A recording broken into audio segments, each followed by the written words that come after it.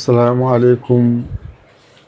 ورحمة الله تعالى وبركاته.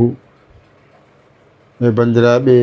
سهلابي يبي ينقوم دنتال من دنتال دين تي في ko ada kadi salmondirde e moɗon juurodirde e moɗon kadi ada jokkande en yewtere men hankide ne wonno hanki en mbaɗino yewtere nde kono yewtere nde timmano wadde gaɗen kadi jokkende wonno gonɗen tan koye mawludu nabi sallallahu alayhi wa sallam gasan taw ha joni eɗen gonde musidɗo meɗen ceerno Mouhamadou Baba lollirɗo molli jogani en kaɓorɗe ko musidɗo men guiɗo men saabi Allah biyeteɗo Abdoul Aziz mo yette Xumma wadde min mbi bisimilla mon onon yeeɓiyankoɓe Dental Dina TV mi wino on noon galle o ko goto kala to ari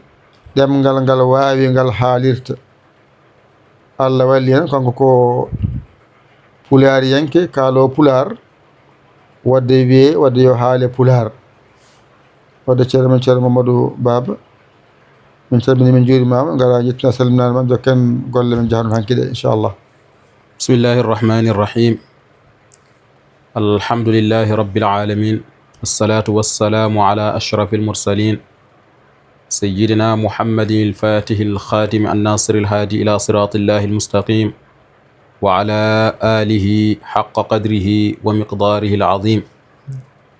wa radiyallahu ta'ala an ashabi rasulillahi sallallahu alayhi wa sallam wala hawla wala quwwata illa billahi al-ali al-azim ila shaykhina al-khatm at-tijani tawajjahat lana himmatun lil ghayri laysat tamilu bihi fil wara nahzabu nil muradina wa yalqa lana an kulli diqin sabil rabbi shrah li sadri wa yassir li amri wahlul 'uqdatan min lisani yafqahu qawli يا همة الشيخ احضرنا بهذا المحضر ولتعطفي بنظرة تأتي لنا بالظفر caggal yettude Allah e julde annabi o sallallahu alayhi wa sallam bandiraɓe musidɓe tedduɓe on calminama calminali l'islam on kofna l'islam calminali ɗi ganduɗon ko yimɓe aljanna calmodiranno e koye mumen adda ga e aduniyankoɓe en calmodir ɗum e nder koye mumen calminali gandon arwande muɗum ko yurmede Allah hakkunde muɗum ko kisal Allah watandi mum ko barke Allah e ndundi fof mbi assalamu aleykum wa rahmatullahi wa barakatuh. bi fadlillahi wa mannihi wa karamihi wa husni awni ɓural Allah e teddugal muɗum e ngarum ballal muɗum e meɗen e ballikinima kadi Allah subhanahu wa ta'ala e arde haalde ko jiɗɗen haalde e gurram ko fare nguuram nelaɗo Allah sallllahu alayhi wa sallam kaw Yaya min calminima min juurimama en ñagal mama Allah moƴƴere juude balle moƴƴude batten nonne kadi en calmini keɗɗo e kabir ɗo hono Abdoul Aziz Khouma en juurimama fa tabarakallahu en calmini dennagal yeɓoɓe émission o foof en juurimi ɗum en ñaguimi en duwaw tabarakallahu min calmini min juurimama kaw Yaya alhamdulillah bil alamin e hande dawol meɗen ko jiɗɗen andude nelaɗo Allah sallllahu alayhi wa sallam jinna e makko to banggue gorol to banggue dewol wasatamo andano ɗum so heeɗima hen ma sala ande hen ko andano hen e tonggol muɗum kalanamin dewol banggue yummakko e banggue gorol ngol sogganami ɗum min keɗo hen min naftoro min baraknoro hen fa tabarakallahu min beltanimama kaw Yaya lawol ɗimmol welamma mo ganduɗa wiyeede yo ar haala e gurdam annabi sallllahu alih w sallam nde wonno annabi sallllahu alih w sallam weeɓani haalde kadi annabi sallah alih w sallam andi ɗum weeɓani ko fodde ko ganduɗa e makko horango ɗum woni ko kalta e makko ɗum noon jiɗɗe seeranɓe meɗen moƴƴuɓe meɗen gari jubbani en e guur annabi sallllahu alih w sallam hande noon jiɗɗen jubbude koye ko faate deftere Seydi El Hadji Malick bun Ousmane radiallahu anhum ewa deftere makko witande Khilasu Zahab nde wonno kanko Seydi El Hadji Malick ala ko hedde e nelaɗo Allah sallllahu alih w sallam gila fuɗɗode mum ha wortode mum gila nelaɗo sallah alih sallam wonani hay hunde ha woni hunde e gurna mum fof o haali ha e ruttade mum fof o haali ha e wisɓe ndiyam e dow kabri mum fof o haali ɗum noon ala ko heddan enen ɗum noon kadi ko rewde tan ɗo ɓe ndewno ko ɗum tan hande jiɗɗen ko namdiɗa hen ko tongoɗen hen no fotiri foof en gona noon wonde wawɓe haalde ala ko fadde ko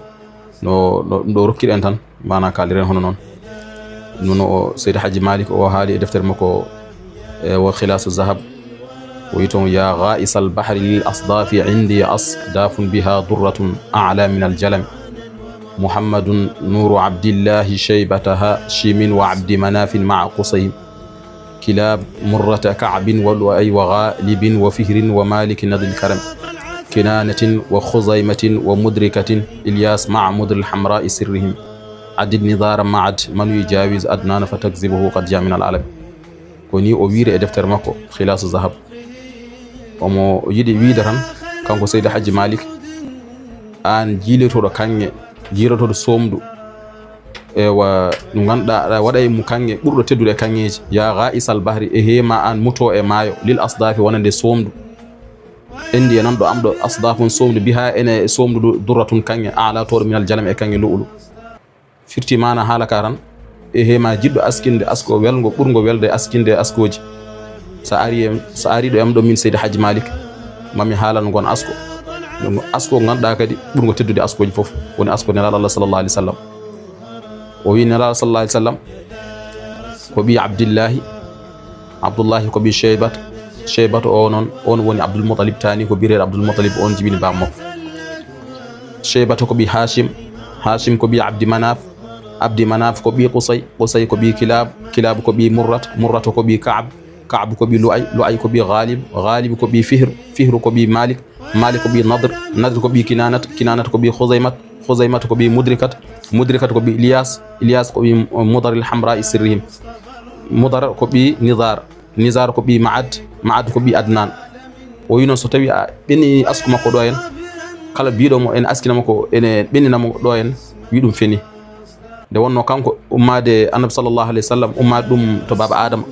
rangaji ɗi rewɗi fof ko labɗi kono neɗɗo nan aɗa askina ɗum ha jaltinaɗi ɗum hafta fota jalti ɗum kono o andino yimɓeɓe tan goto asku makko ɗo hen ummade ɗo hen ha yetti ɗo go kam ko laaɓani ala hen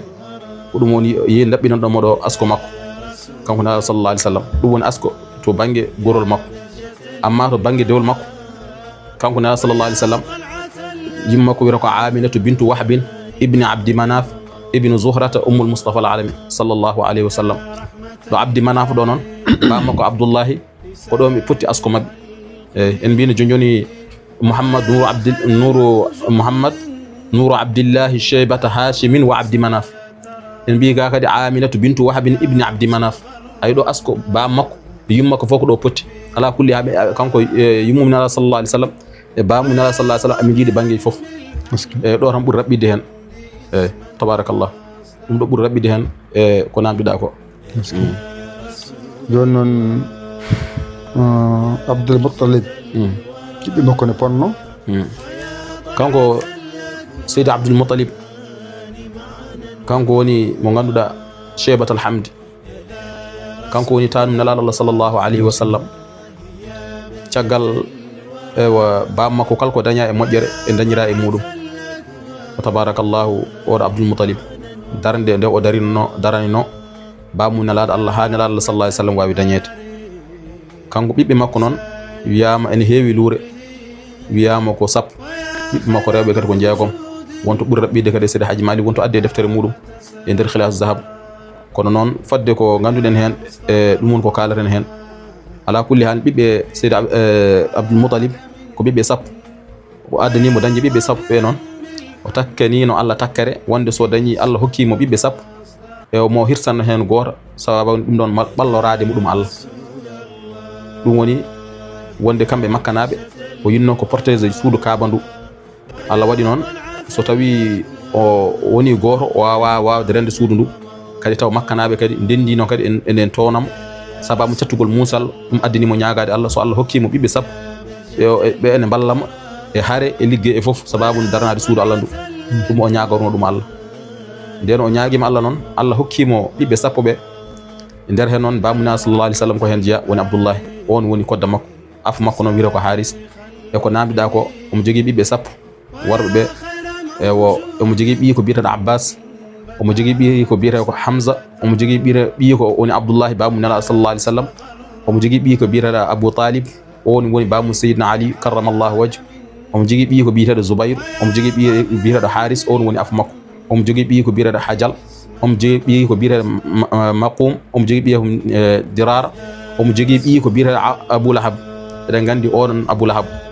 ewo kuɗaɗo mo Allah huuɗi mo Allah haali e kuddi muɗum e nder Qur'ana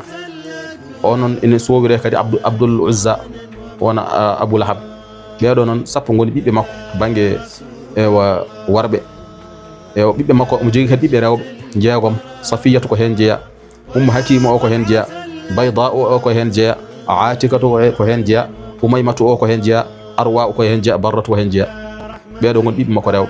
kanko Abdoul Moutalib nden o ñaguima Allah ɓiɓɓe sappo nde Allah hokkimo ɓiɓɓe sappo noon o yejjiti mana ewa fadde ko Allah hokkunomo ko o yejji ɗum nden noon Allah waɗi en woodi koyɗo are makko wimo aw fillesi a hatti an Abdoul Moutalib humno ko gadendirɗa ko tan o huuli nden wonde ummi nde ewa o ummi noon hankkadi wonde kulol o addoy dammuɗo hirsi ɗum arte makko ɗo wi aw fillesi a hatta noon kadi guila ɗo hirsanno ɗum ɗo aboy andi hankkadi ko yamirore Allah hankkadi wonɗo ɗum waɗi noon ƴetti ɓiyi ko Abdoullahi ko ɓiɓɓe makko fof ɓuuri horsino ko bamuna sallallah alih w sallam e ala siwa noon hankkadi no waɗi hankkadi o nawi ɗum o faani ɗum suuduro nden o wadde e kuraji babiraɓe mum sawniɓe o wadde mum kuraji e bamiraɓe na sallah sallam heddiɓe woni Abbas en Hamza en o wadde mum kuraji kural ngal yalti Abdoullahi nden o ɗetti Abdoullahi noon o nawi ɗum suudu kabro woni hirsiyaɗo o boriyaɗo ɗum toon nden o yettimo toon noon e o lelni ɗum womi hirsum nden noon ɓen jii makkanaɓe jii ɗum ɗo no woyi ɗum waɗa tan wonno hankkadi wonta so wontata hankkadi so neɗɗo aadini hunde ewa takkani Allah hankkadi illa buɗ itta ɓiyum hirsa nden so ɗum wayi noon so hirsino ɓiɗɗo hankkadi ɗum on aada e hara hankkadi ɓe gaari ɓe kadimo Allah waɗi noon ɓe jaade makko ewa e wagge goto wiyeso dia ɓe gaari e muɗum ɓe namdi ɗum ewa ɓe on wimo noon fa kam iddiyatun kuntum tad'una biha ɓe mbi on wiɓe no foti eddi e mbaɗɗo toon ɓe mbi on asratu abal woni geloɗi sappo nden noon ɓe mbi o wiɓe en yo dutto to Makka to ɓe ƴeewa geloɗi sappo ɓe mbadda ɗum e bamunela sallallah alih w sallam woni Abdoullahi so ɓe mbaddi ɗum e hen ewa ɓe ƴetta kuraji ɗi so kural ngal yani e Abdoullahi ɓe ɓeyda sappo so yani geloɗi ɗi hanka ɓe darti noon so kalde yani ɓe ƴetta kalde mbaɗi kural tan yana koye Abdoullahi woni ɓe ɓeyda sappo o Seydi Hadji Malick wino zidu fa zidu wa zidu duna ma saam inil qidahu ala mahbubikum kharajat zidu fa zidu wa zidu duna ma saam so tawi kural ngal yani Abdoullahi tan yalti yani Abdoullahi tan yom ɓeydu noon ɓe ɓeydir noon ha timmi ewa geloɗi temedere nde timmidi geloɗi temedere tan hankkadi so mbaɗi tan yano geloɗi noon hankkadi ɓe ƴetti hankkadi ɓe mbori ɗiɗon geloɗi o ƴetti ɓeydi laabi tati haw yananaka ma hankkadi aadi makko e banggue Allah timmi o ƴetti ɗiɗo gueloy woni bora ɗum fecca yimɓe fecca men dennagal mana kune ladde foof kala ko ganduɗa goɗɗo kune ladde ɗo wonne aduna he e alamo ñaami hen ɗum ɗo woni hadiye mo ganduɗa bamuna sallallah alayhi wa sallam suttira kanko na sallah sallam heewi haalde o wi ana ibnu zabihayn yani ismaila wa abdoullah o wi min kam ɓi ɗiɗo jogono hirsede payandirimi hen noon ko babam ismail tanam ismail e abdoullahi babam jibinɗo mo e ɓeɗo noon rewɓe ɓe kalɗen ɗo ɓe jeegom ɓe limpten ɗo ɓe ɓeɗo e kañum e abbas e hamza e abou talib ɓeɗo kañum e bamuna sallah sallam jiiduma e baba ɓeɗo ko sukkaw abdoullah ɗum woni ko namdami moƴƴi feewi ɗum yoori joni kadi nelaɗo sallllahu alayhi wa sallam bam makko e yimma makko no mbiyete bamuna sallallahu alayhi wa sallam kañum wiyete ko abdoullah en kaali ɗum joni yimma makko wiyete ko aminatu kanko na sallallahu alayhi wa sallam bam makko noon yalti aduna kanko na sallallahu alayhi wa sallam bam makko yalti aduna omo ronda omo yaari on saaha lebbi ɗiɗi e reedu yimma makko kanko abdoullah taw yalti aduna na sallallahu alayhi wa sallam ene woni reedu yummum ene yaare e reedu yummum lebbi ɗiɗi ko ɗum woni ko ɓuri lollude e konnguli nden bam makko rutti nokku ene wiye ewa abwa ɗon bam makko rutti kanko na sallallahu alayhi wa sallam yimma makko ne yimma makko kadi wiyama kadi koye hitande jeego ɓiire nde wonde sanki wiyama kadi ko hitande naye ɓiire ala kulli haali ewa ko bam makko sanki yasrib bam makko lili ko yasrib astahfirullah ko yimma makko woni kañum woni ɗo wirna ɗo abwa ɗo ɗo woni kabri muɗum ɗum noon ko yen yano juuriyade kawmiraɓe makko e nder lawol gartolngol noon Allah waɗi yimma makko sanki e nder hen yimma makko sanki e nder hen noon ƴettirimo ɗon on artimo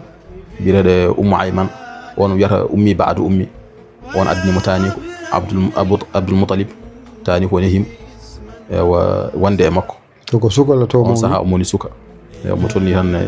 ewa duuɓi jeeɗiɗi tan somi juumani kadi duuɓi jeeɗiɗi ɗon o tolni on saaha kadi ñaw guira are makko tani ittimo ɗo nayimo e docteur ewa ko sori yanke wonoɓe église ɓe jetti e makko noon on saaha guite ɗe ne ñawi o are on ɓe kalani on wonde na sallah sallam sellani wonde ñaw guite o wi na sallah sallam kañum woni docteur hoore muɗum nde wonno ko docteur ɓurɗo teddude e dennagal docteur eɓe kala eyi ɗum noon ko tuutade makko safri waɗno neɗɗo so ene haasi so tawi guite mum ñawi a ƴetti tuutade ma ɗa waɗa e guite ma ene heewi guite ɗe cellude kadi tuutade ene safra ko heewi e ɗum noon wodi alama tan wonde annabi sallallahu alayhi wa sallam kanko hunde fof mo addane o waasi ruttude hay doctoragal so addama tan ko rutto nde wonno kanko won tabi ɓurɗo mawno e tabibuji kanko joni sallallahu sallam ko yimma ko moyinni walla ko eyyi kanko annabi sallallahu alayhi wa sallam moyninimo yumma makko ewa aminatu bintu wahbi no ene mbino noon moyninimo kadi bireɗo ewa suwaybatu moyninimo kadi bireɗo halimatu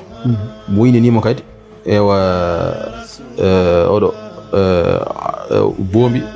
ɗo halimatu bintu saadiya ɗo ɓen kadi moyninimo joni ɗo yettine heede nde to banggue haala holmo totta yo nehamo amma ala kulli haalin nde o yontine hende nahimo adi nehde makko ba taniko abdoul moutalib on wonde makko e o mi sikki mo yaare duuɓi jeetati caggal ɗum on rutti nde rutti noon abmum adamu ruttade o wasiyi bam makko bamum seydna ali ne wiya abou talib totti on o wasi ɗum kadi o wi on yo nehamo on wonde e nelaɗo sallallahu alayhi wa sallam on wonde makko noon fodde ko wondanno e makko ha Allah waɗi kadi ewa hankadi ɗon needi makko haade e juuɗe on tabarakallahu ko ni ɗum sifori abou talib nehim joni nde on nehimo nde o rutti e joomigo hol goy kadi ƴettimo goɗɗo kadi jokkanimo needi ndi walla ko ɗon tan hanno somi juumani ko ɗon tan hanno joni noon nde o yonti wadde galle nde holmo adi dañde suddiɓe nde o yonti dañde galle nde o adi dañde suddiɓe ko yumen khadija bintu khoylid radiyallahu anha ono dañi adi dañde cuddiɗo tabarakallahu ɓesnidi walla ɓesdani ɓe ɓesnidi tabarakallahu ɓe ɓesnidi foti ɓe ɓesnidi ɓe nanji ɓiɓɓe ewa o dañi ɓiɓɓe jeeɗiɗi kanko na sallallahu alaihi wasallam ewa hen ɓiɓɓe makko ewa jeegomo ɓe fof ko yimmen Khadija jibini ɓe ewa yimmen Khadija jibini ɓen kanko na sallallahu alaihi wasallam o dañjine ewa o dañjine ina sallallahu alaihi wasallam biyeteɗo alqasim on sowirno abul qasim o wi kanko na sallallahu alaihi wasallam on sowirno abul qasim on woni ɓiyi ko mawɗo wiyama on rutti ko ne yara e duuɓi ɗiɗi on saha rutti e ala kulli halin wiyama ko adi neledem de on jibina wiyama kadi caggal de on neledem ala kulli halin on woni ɓiyi ko mawɗo kanko sallallahu alaihi wasallam on sanki noon ɗo makka ɗo eyi on abul qasim o dañi ɓiɗɗo kadi wiya abdallah o dañi ɓiɗɗo kadi ne wiye kadi ibrahim wiyama alqasim o noon on sobirte tayyib e tahir wiyama kadi ala goto fof ko banggue muɗum kono ɓe woni ɓiɓɓe makko ibrahima noon ko ɓi marital qibti woni korɗo makko birede marital qibti o on jibin ɗum amma heddiɓe noon foof worɓe ɓe ko seydina khadija jibiniɓe rahmatullahi alayha radiyallahu anha on jibiniɓe ewa jogui sukaɓe makko rewɓe ɓe zaynab ruqayyatu e kulsum e fatimata ɓeeɗo rewɓe ɓeɗo fof noon kamɓe jeegoɓe fof ko ɓiɓe yimmen khadija radiyallahu anha e ndesnama e guurdama walla ɓe ndesaka ndesnama eyyi kamɓe woni hen ɗe kamɓe fof noon heddiɓe canki ko adi kilifuye mumen e amma zeynabu noon kañum heeɓino resede resi ɗum ko biyeteɗo abul as eyyi on adino resde zeynab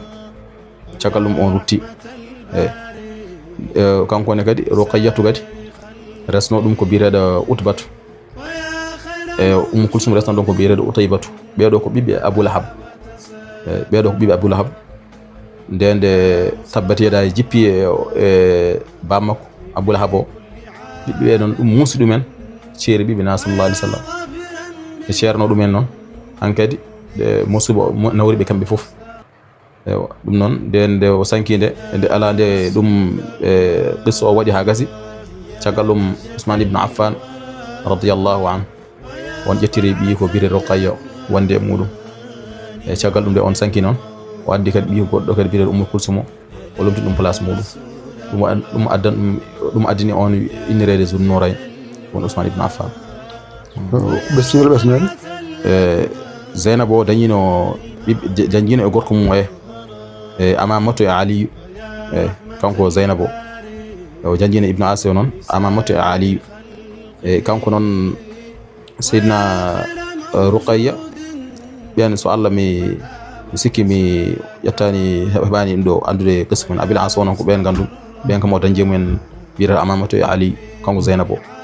e amma noon Fatimatu noon ko ɓen gandum sukaɓe muɗum ɓen o dañi kanko Fatimata o dañi biyeteɗo Al-Hasan ibnu Ali o dañi Al-Husayn ibnu Ali o dañi kadi Zeynab bintu Ali o dañi kadi Ummu Kulsum bintu Ali eyi ɓeɗo o dañi ɗum radiyallahu anhuma ɓeɗo o dañi ɗum ɓeɗo noon ko kaw kamɓe fof jiiti ɓeɓe fof ko ɓiɓɓe Seydina Ali e to Fatima bint Rasul sallallahu alayhi wa sallam joni suddeɓe sallallahu alaihi wasallam fof so ndendi no poti suddina sallallahu alaihi wasallam kañum ne waɗi luure ko ɓuri hawrede ko noon koɓe sappo e goho Khadijatu woni mawɗo on kanko ne sallallahu alaihi wasallam o resani debbo fof caggal sonande Khadijatu sanki nde Khadijatu sanki noon nden o ƴetti ɗimmo Sawdatu en noon calmini sohnajo kañum ne wiyete ko Sawdatu en calmini min juurimama tabarakallah e Khadijatu bintu Khuwaylid woni mawɗo rewi hen Sawdatu bintu Zamaat e Aissatu bintu Abi Bakr e Hafsatu bintu Umar e Zeynab bintu Khuzayma e Ummu Salmat e Ramlatu bintu Abi Sufyan e Juwayratu e bintul Haris e Maymuna bintul Haris e Safiyatu bintu Hay e Zeynab bintu Jahs e Zeynab uji ɗi noon koɓe ɗiɗo e waɗi Zeynab biyeteɗo bintu woni Ummul Masakin e Zeynab bintu Jahsin Zeynab bintu Jahsin noon on resno ɗum ko Zeydu Haris on resno Zeynab bintu Jahsin joni noon on noon Annabi sallallahu alaihi wasallam wiyanno ko Zeydu Muhammad nden Allah noon hankadi na sallallahu alaihi wasallam yiɗi Zeynab hakkille mum woni Zeynab te Allah yamiri noon yo Zeydu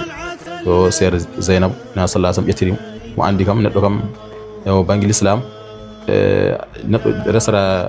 tum suudu ɓiyum andinde yimɓe ɓe banggue l'islam no yoodi andinde wonde Zeyd wona ɓi Muhammad sallallahu alaihi wasallam e ɗum woni noon Zeyd noon Zainab bintu Jahsin noon ƴettirimo ya sallallahu alaihi wasallam caggal ceeral seerdemo Zeyd kamɓe rewɓe fof ko ɗi tan ɓesni hen e kamɓe rewɓe fof amma Khadija mum o dañji e muɗum kono heddiɓe o dañjani men ko nde Khadija sankinde noon nden woni yimmen Sawdatu lomti ƴetti place muɗum on Sakran on resno ɗum biteɗo Sakran on noon yaadine joom galle muɗum e fergo ɗimmiɗo to Habas nden on saha mbe sikki kaɓe capanɗe jeetato e tar rewɓe ɓe kadi so Allah elle manda ko ɓe jeenayo eɗo ɗon somi juumani nden noon won jeehi ɓe gardi fergo ɗimmijo Habas nden noon gartine e nder ɗum ɗon e nde gorko mum sanki caggal ɗum noon Annabi sallallahu alaihi wasallam ƴettimo kanko Sawdatu joni to banggue sahabaɓe makko ɓe o haalno e gueɗe guurdam men wonde Allah hokkiɓe aljanna gueɗe ɓe guuri e sahabaɓe makko ridwanullahi alayhim ajma'in e sahabi firtata ko guurde Annabi sallallahu alaihi wasallam ne jaɓi Allah e tawede Annabi sallallahu alaihi wasallam on wiyete sahabi e ko guurde Annabi taw kadi yi Annabi e kadi ene jaɓi Allah kadi e juuɗe Nabi sallallahu alaihi wasallam on wiyete sahabi amma noon taabi'i noon woni jabɗo Allah e sahana sallallahu alaihi wasallam kono yiyani nalaɗo sallallahu alaihi wasallam e kono oɗo Asamatu Najasi woni lamɗo Éthiopie ono jaɓi Allah koye sahabi o jaɓi Allah nala sallallahu alaihi wasallam kono ko juuɗe sahabi kono o yindirani e nala sallallahu alaihi wasallam ɓen noon koye taabi en jeeya eyyi kamɓe mubashirina bil janna ɓe noon koɓe sappo Abubakar Siddiq radiyallahu anhu Umar ibn al-Khattab radiyallahu anhu Usman ibn Affan radiyallahu anhu Ali ibn Abi Talib Talha ibn Ubaydillah radiyallahu anhu Az-Zubayr ibn al-Awwam radiyallahu anhu Abdurrahman ibn Auf Sa'd ibn Abi Waqqas Sa'id ibn Zayd Abu Ubaidah ibn al-Jarrah radiyallahu anhum ajma'in ɓeɗo woni sappo weltinaɓe e guila e guuram men nadde aljanna kono ko tongontaɓe e golol makko seeɗa ko foddan ko jubban tan golol ɓe e golewole nela sallallahu alaihi wasallam ko golewole nogas e jeeɗiɗi e hen jeenay en golewole e hen jeenay o haɓama ɗum e gole nogas jeeɗiɗi fof o tawama e woni hen ɗe o haɓa woni hen ɗe o haɓa kono amma jeenay ɗin kam o haɓama ɗum eyyi kamna sallallahu alaihi wasallam e ɗum waɗi kadi ko wiyete saraya ɗen kam o nel o tawaka e ɗen golwole o nel o tawaka eyyi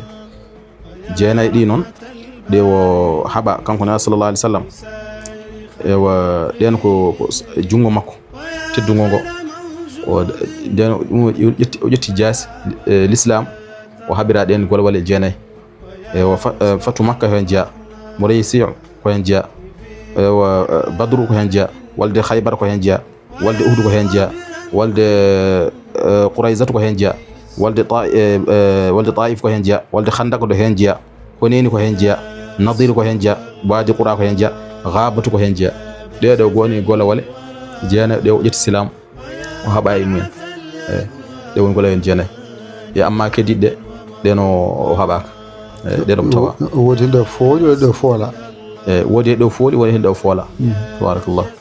e amma sarayaji ɗi noon o jangguiniɓe tan hana eyyi o jangguiniɓe tan ha gande kam eyyi woni hen ɗo fooɗi woni hen ɗo foola ha gande tan ne foole neɗɗo ne foole jangguito won ɗon ɗum ko jangguingol won ɗon amma noon ewa sarayaji ɗi noon kadi 49 e woni ɗe o neli ɗe o yahani woni ɗum sehode joni noon kadi wonno faada ko timmi heddi ko tan ndenni law gotol tan mbaɗa ɗum jubbande wotere tongoɗo ɗum law gotol o saaha mbaydiren e bandiraɓe ay fa tabarakallahu nabi sallallahu alaihi wasallam haalde ɗum ne weeɓi weeɓani ewa woni ne weeɓi kanko ɗo ƴettirɗamo fo aɗa wawi yaade woni weeɓani noon andudemo kanko weeɓani Allah subhanahu wa ta'ala tan woni gandam no mbiɗen ni yimɓe gandamo malaikaji gandamo nelaɓe gandamo e ko Allah tan woni gandudemo e fodde makko e nde wonno kanko Allah subhanahu wa ta'ala kanko ne sallallahu alaihi wasallam ummi koye Allah o wi ana min Allah wal mu'minuna minni kanko ummi koye Allah e ko heddi ko ummi koye makko ɗum noon ko jamma nela sallah sallam ko hen paaɗen ñalawma o nela sallah sallam neɗɗo foti mawninede hen jamma o ne foti mawnide hen ewa somen yontere nde usbu o neɗɗo foti mawnina sallah sallam nonne kadi lewru ndu nonne kadi hirande nde ala kulli haalin nde neɗɗo ɗo woni foof ene foti mawni annabi sallah sallam in fatana tashibuhu fi asrihi ma fatana ta'zimuna li muhammadi ɗum ko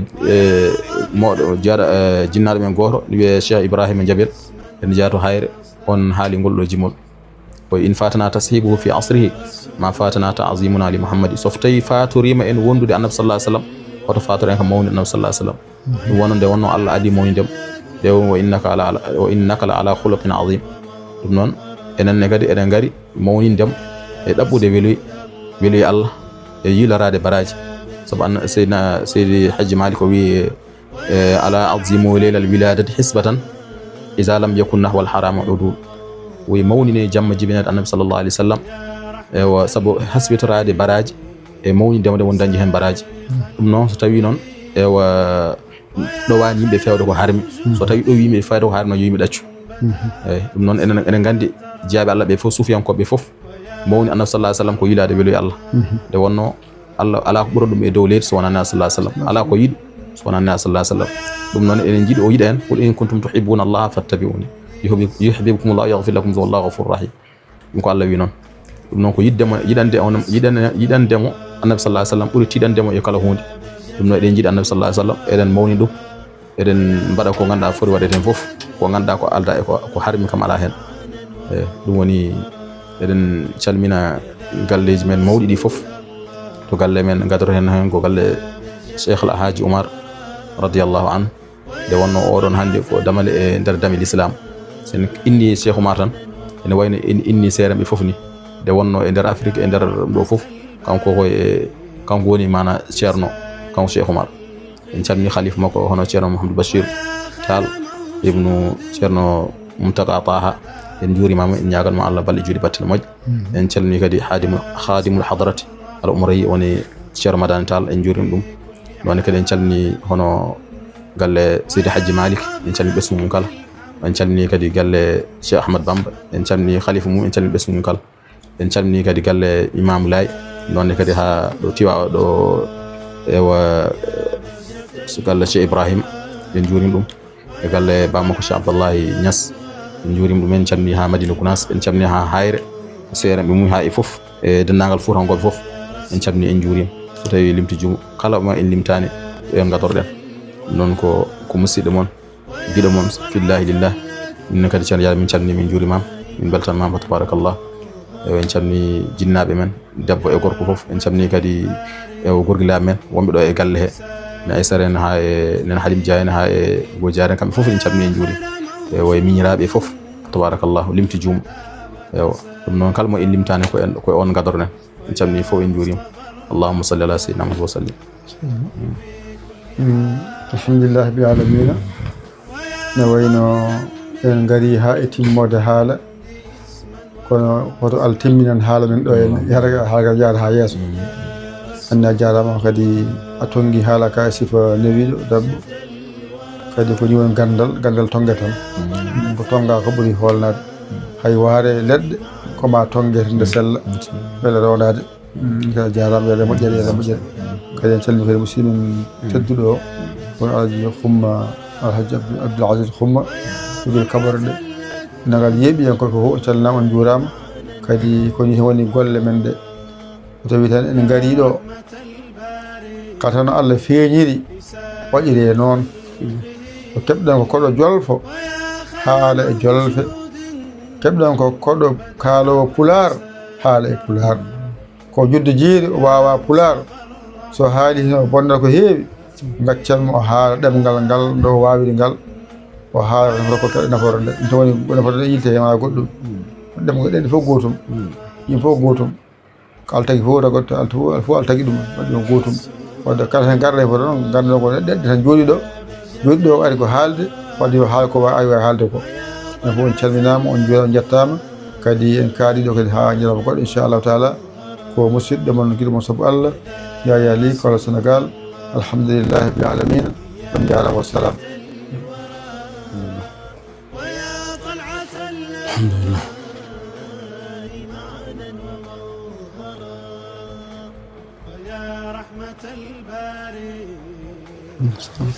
السلام ورحمة الله سيدنا والدعاء يا رب بالذات وبالصفات فكلنا في صائر الحالات ثبت قلوبنا على الإيمان والتحدينا لعمل الإحسان وانظر إلينا وانصرنا دينا أدي حقوقنا وعد دينا وهب لنا ذرية مباركة تكون لله بلا مشاهد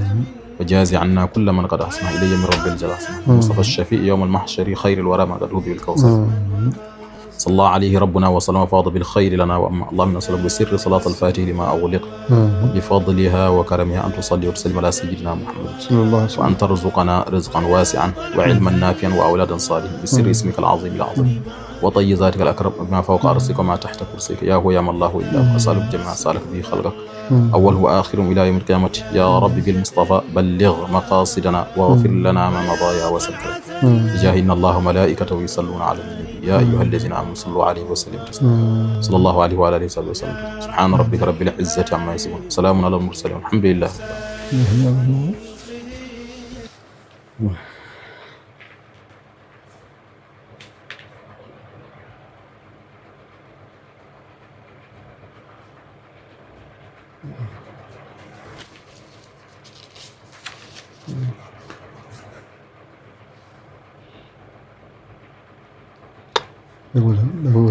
يقول بكلام